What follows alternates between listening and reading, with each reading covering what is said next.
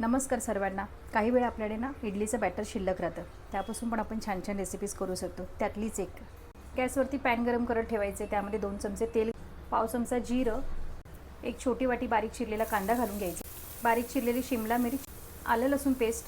कांदा शिमला मिरच परतूर झाल्यानंतर त्यामध्ये धणे जिरे पावडर, लाल मिरची पावडर, हळद घालून घ्यायचे. 2 उकडलेले बटाटे किसून घ्यायचे, छान असं मिक्स करून घ्यायचं. चवीनुसार मीठ, बारीक चिरलेली कोथिंबीर, अर्ध्या लिंबाचा रस.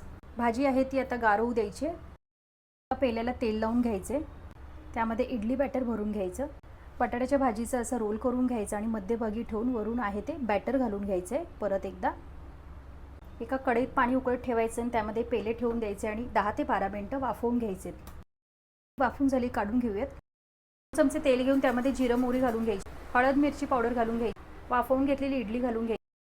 छान अशी स्टफ इडली तयार आहे. रेसिपी आवडल्यास लाईक शेअर